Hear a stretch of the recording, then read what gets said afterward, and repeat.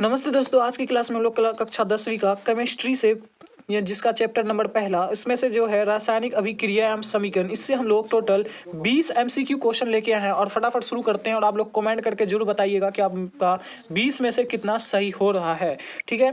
और अगर आप लोग फेसबुक पे आप देख रहे हैं या इंस्टा पे देख रहे हैं तो जरूर पेज को फॉलो कर लें, या यूट्यूब पे देख रहे हैं तो चैनल को सब्सक्राइब भी कर लें, क्योंकि मैं ऐसा ऐसा वीडियो लेते आता हूँ, ठीक है। हमेशा लाता हूँ चैप्टर बाई चैप्टर। तो फटाफट शुरू करते हैं, ठीक है। पहला सवाल है, रासायनिक अभिक्रिया में क्या बनता है। तो रासायनिक अभिक्रिया में अगर बात करें क्या बनता है, तो वही पदार्थ बनता है, नया बनता है, केवल उष्मा बनता है, केवल गैस बनता है। तो आपका सही आंसर हो जाएगा नया पदार्थ बनता है। तो रासायनिक अभिक्रिया में नया पदार्थ बनता है, ठीक है। अगला सवाल कह रहा है, अगला क्या है, कह रहा है कि जिस अभिक्रिया में दो या दो से अधिक पदार्थ मिलकर एक नया पदार्थ बनता है उसे क्या कहते हैं। तो ऐसी अभिक्रिया जिसमें दो या दो से अधिक पदार्थ मिलकर एक नया पदार्थ बनेगा उसे संयोजन कहते हैं, क्योंकि बहुत सारे मिलकर एक बन रहा है तो उसे संयोजन कहेंगे। तो आपका सही आंसर हो जाएगा सी, सही आंसर हो जाएगा। अगला सवाल कह रहा है कि CaCO3 बराबर CO प्लस CO2 यह कौन सी अभिक्रिया है। तो अगर आप इसमें से ध्यान से देखें तो जो ऑक्सीजन है वो ऑक्सीजन जो है तो ऑक्सीजन का 3 अणु में से एक इधर है और 2 उधर हो रहा है। तो इसका क्या हो रहा है कि जो एक ही टूट कर 2 हिस्सों में बट रहा है, एक जो है वो टूट कर 2 हिस्सों में बट रहा है। तो आपका सही आंसर क्या हो जाएगा, संयोजन, विस्थापन, अपघटन या ऑक्सीकरण। तो आपका सही आंसर हो जाएगा सी, अपघटन, क्योंकि एक टूट कर कई 2 बन रहा है, ठीक है। अपघटित हो रहा है, घटित हो रहा है। अगला सवाल है कि लोहे पर जंग लगना किस अभिक्रिया का उदाहरण है। तो लोहे में जो जंग लगता है कौन सा अभिक्रिया होता है, अपचयन, ऑक्सीकरण, या अगला है कह रहा है कि संयोजन या विस्थापन। तो आपका सही आंसर क्या हो जाएगा, आपका सही आंसर हो जाएगा ऑक्सीकरण। क्या हो जाएगा, ऑक्सीकरण, क्योंकि ऑक्सीजन के कारण ही किसी भी चीजों में जंग लगता है या कोई वस्तु खराब होता है, ठीक है। अगला सवाल कह रहा है कि संतुलित रासायनिक समीकरण में क्या समान होता है। जी हाँ, समान क्या होता है। तो समान मतलब क्या हो कि जो बराबर होता है। तो क्या बराबर होता है, तो द्रव्यमान बराबर होता है, या परमाणु की संख्या बराबर होती है, या अणुओं की संख्या बराबर होती है, आयतन बराबर होता है। तो आपका सही आंसर क्या हो जाएगा, आपका सही आंसर बी हो जाएगा। आपका सही आंसर क्या हो जाएगा, बी, यानी कि परमाणुओं की संख्या जो होती है वो बराबर होती है, ठीक है। अगला बात करें तो अगर हम, अगला सवाल क्या कह रहा है कि जो जिंक है यानी कि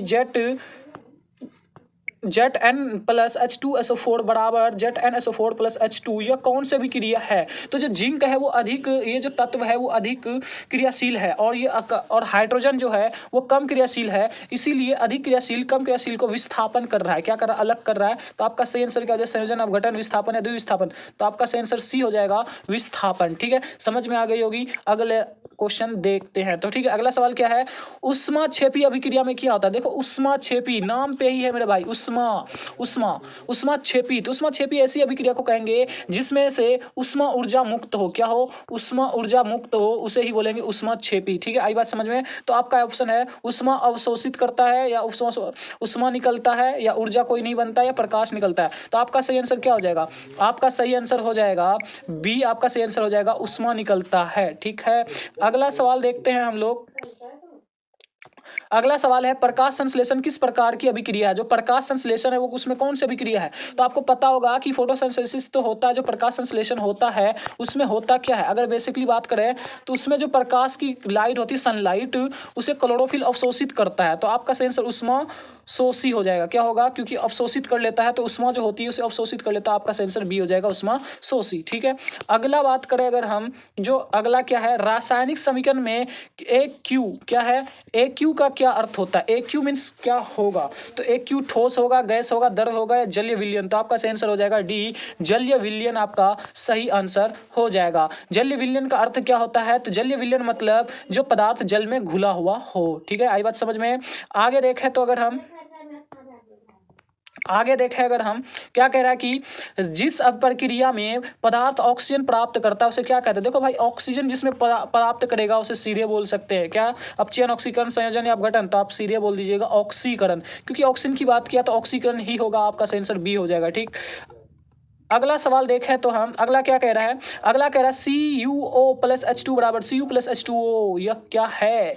तो आपका ऑप्शन है संयोजन है, द्विविस्थापन है, ऑक्सीकरण, अपचयन है, या अपघटन है। तो आपका सही आंसर हो जाएगा ऑक्सीकरण, अपचयन, ऑक्सीकरण, अपचयन, सी आपका सही जवाब हो जाएगा। जिसमें कॉपर के साथ ऑक्सीजन है और यहाँ पे ऑक्सीजन हटकर हाइड्रोजन के पास चले गया, जो H2O जो कि जल का सूत्र बना रहा है। तो ऑक्सीजन एक से हटकर दूसरे में गया है, ठीक है। तो इसका मतलब अपचयन हुआ, अपचयन मतलब हटना, अपचयन हुआ हुआ है, ठीक है, ऑक्सीजन का अपचयन हुआ है, तो ऑक्सीजन ऑक्सीजन अपचयन हो जाएगा, ऑक्सीजन अपचयन, ठीक है। समझ में आ रही है बात, समझ में आ रही होगी बात आपको, ठीक है। तो इसी को एक चीज और बोलते हैं, इसी को बोलते हैं क्या, इसी को बोलते हैं रेडॉक्स अभिक्रिया। क्या बोलते हैं? रेडॉक्स अभिक्रिया, ठीक है, इसे भी याद रखिएगा, रेडॉक्स अभिक्रिया बोलते हैं, ठीक है। अगला सवाल देखें तो अगर हम, अगला क्या है, अगला कह रहा है द्विविस्थापन अभिक्रिया में क्या होता है। देखो भाई द्वि लिखा हुआ है, क्या बोल रहा है? द्विविस्थापन, द्वि मतलब दो, है ना। तो एक तत्व स्थापित होता है, दो यौगिक आपस में अब आयन आयन बदलते हैं, एक ही पदार्थ टूटता है तो दो तत्व। तो आपका सही आंसर क्या हो जाएगा? बी आपका सही आंसर हो जाएगा, ठीक है। बी मतलब क्या हो जाएगा कि दो यौगिक आपस में आयन बदलते हैं, ठीक है, आपका सही आंसर बी हो जाएगा। अगला सवाल देखते हैं हम लोग, अगला सवाल क्या कह रहा है, अगला सवाल कह रहा है शोषण। क्या कह रहा है मेरे भाई? शोषण, शोषण प्रक्रिया है, जो शोषण है वो कौन सी प्रक्रिया है? तो शोषण उष्माशोषी, उष्माक्षेपी, विस्थापन या अपघटन। तो शोषण यानी कि ब्रीथिंग, क्या बोलता है? ब्रीथिंग, ब्रीथिंग मतलब क्या होता है कि सांस लेना, है ना। ब्रीथिंग मीन्स क्या होता है? सांस लेना। तो सांस लेने से ऊर्जा बनता है, क्या बनता है? ऊर्जा बनता है, ऊर्जा, सॉरी ऊर्जा, क्या बनता है भाई? ऊर्जा बनता है। तो शोषण से ऊर्जा मुक्त होती है, तो उष्माक्षेपी आपका बी सही हो जाएगा, ठीक है। आगे देखें तो अगर हम, संक्षारण का उदाहरण है, संक्षारण मीन्स क्या होता है? संक्षारण का उदाहरण है, संक्षारण दूध का फटना या लोहे पर जंग लगना या भोजन पकना या क्या हो जाएगा? अब अगला डी है पानी उबालना। तो आपका सही आंसर क्या हो जाएगा? लोहे पर जंग लगना। संक्षारण क्या होता है? जो अपने वातावरण जो होता है ना, वातावरण का जो हवा होता है, वायु होता है और जो नमी होता है, क्या होता है? नमी, उसके साथ अभिक्रिया करके इन्होंने क्या करता है? उसके साथ अभिक्रिया करके ये वहां पर जंग लगा देता है, ठीक है। तो आपका सही आंसर क्या हो जाएगा? बी। अगला सवाल देखें तो अगर हम, भाई चल, अगला क्या कह रहा है? रासायनिक समीकरण में जी का अर्थ होता है, जी, हाँ जी, जी बोले तो ठोस, द्रव, गैस या विलयन। तो आपका सही आंसर क्या हो जाएगा? आपका सही आंसर हो जाएगा G4 गैस। क्या हो जाएगा? गैस आपका सही आंसर हो जाएगा, ठीक है। अगला सवाल देखें अगर हम, अगला सवाल क्या कह रहा है भाई?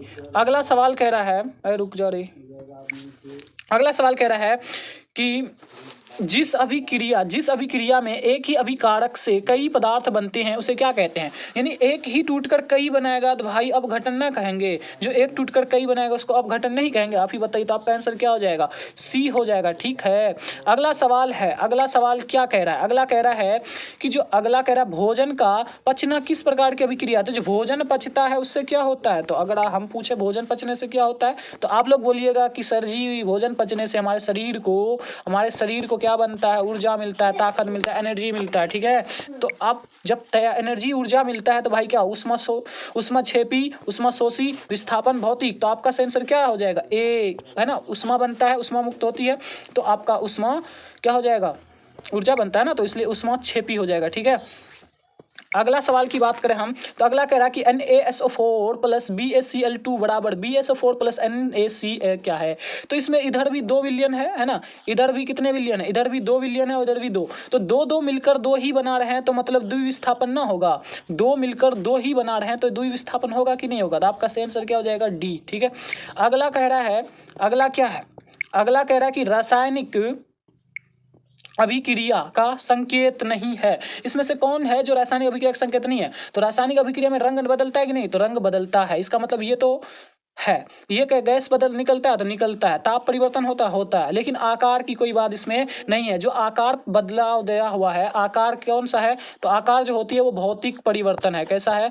भौतिक परिवर्तन, आकार भौतिक परिवर्तन है। तो इसका मतलब आपका सही आंसर क्या हो जाएगा? डी आपका सही आंसर हो जाएगा। कौन नहीं है? तो डी नहीं है, ठीक है।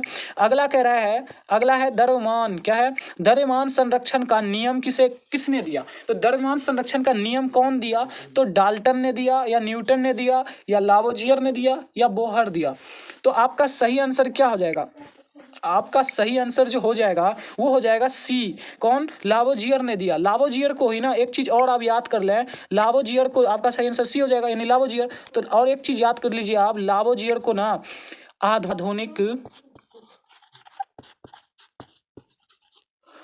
आधुनिक रसायन का जो है ना, रसायन का पिता कहते हैं। क्या कहते हैं मेरे भाई? पिता। तो अगर पूछ लिया जाए एक सवाल कि आधुनिक रसायन शास्त्र का यानी आधुनिक रसायन विज्ञान का पिता किसे कहता है, तो आपका सही आंसर हो जाएगा लावोजियर। क्या हो जाएगा? लावोजियर। तो आप फटाफट कमेंट करके बताइए आपको वीडियो कैसा लगा, और ऐसा ही वीडियो के लिए हमारे पेज को फॉलो भी कर ले और चैनल को सब्सक्राइब भी कर ले, और वीडियो को हो सके तो लाइक भी करें, और अपना कमेंट करके बताएं कि आपका 20 में से कितना सही हुआ। और मिलते हैं नेक्स्ट वीडियो में, ऐसा ही वीडियो हम हर बार लाएंगे। तो मिलते हैं नेक्स्ट वीडियो में, जब तक के लिए बाय बाय।